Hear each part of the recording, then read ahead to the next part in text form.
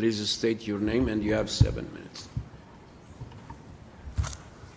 Wajik Leo Pride Indigenous Council.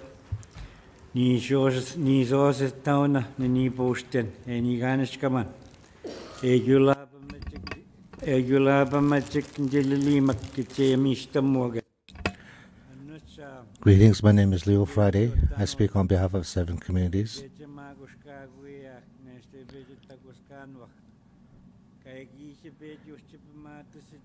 This is creating pressure on us to live the way our elders have lived in the past. They did not give up the land. Our elders never gave up our land. And that they never gave it to anybody to take over management of the land for us. They thought that they would be supported to help use land in the future. And when they talked about the treaty, it sounded really good that we can move forward together. For us as Ilulu people,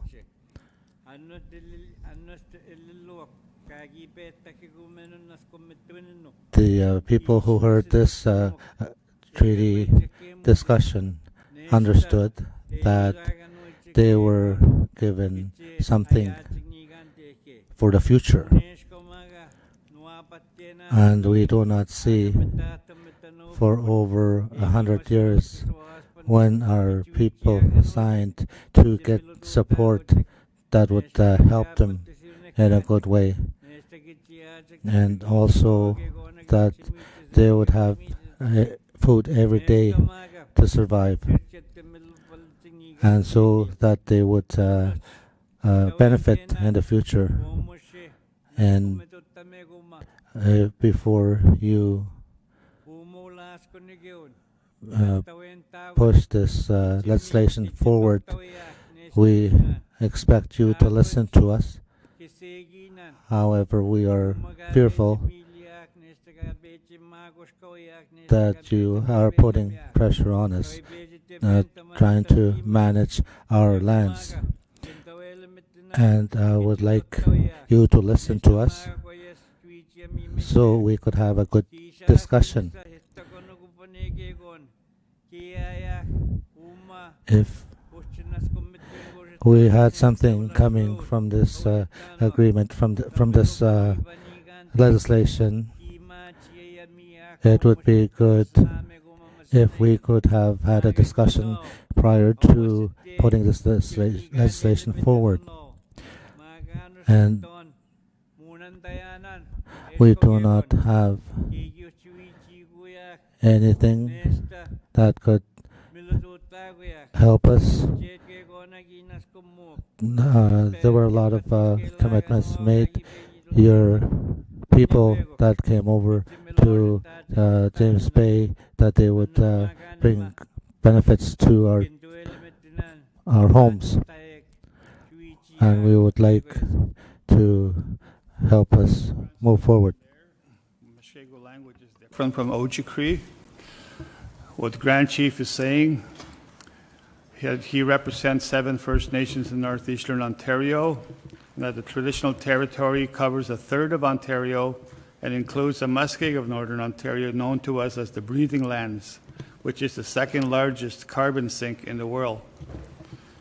He was elected by the people to speak for them, and he carries their voices with him here today. And he says, I must state clearly before the Ontario legislature that our ancestors never agreed to give up our lands or authority over our lands. When the Mushkegowuk, my people, entered into Treaty 9 over 100 years ago, the treaty commissioners made solemn promises that our livelihoods would never be interfered with, and that we would be allowed to hunt and fish throughout our territory without restriction. My people agreed to the treaty only after hearing these promises. This is the true spirit and intent of Treaty 9.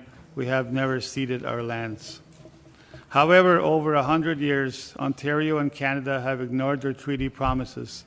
Now Ontario is forcing strategic economic zones onto our treaty lands without any oversight and no respect for the Mushkegowuk, my people, who have lived here on these lands since time immemorial. Ontario is forcing resource development projects throughout Mushkegowuk territory without our consent. And Bill 5 threatens our lands, water, and future. It violates our inherent Aboriginal treaty rights. It brings dishonor to the Crown.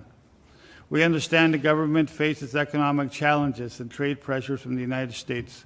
But let me be clear, rushing ahead without First Nations at the table will not work. That path does not create prosperity. It breeds conflict. By pushing forward with Bill 5, the Ontario government is guaranteeing a long and very unnecessary fight with First Nations. Today, we stand firm and demand that Bill 5 be abandoned. Instead of pushing this harmful bill forward, the government must focus on building a co-developed framework, one that guides how we work together on land use and resource development in our territories. We are Treaty 9 signatories, not stakeholders. Our ancestors did not give away our lands to be taken by governments. This was never our understanding. Ontario does not hold full control here and cannot take up our lands again. We must put into action the true intentions of our treaty. Our communities have the right to benefit in the resources and the management of our lands.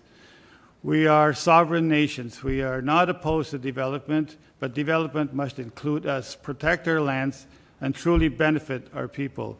When you involve us in creating laws and policies, they will be stronger and fairer, and there will be certainty for all. But if you keep excluding us, there will only be more resistance. We will not stand by while wealth is taken from our lands and our communities continue to lack basic services that most Canadians have. We have seen this before. Victor Mine in Attawabasket. The province and corporations took the benefits. Thank you very much. The time is up. Now we move to Conservation Ontario.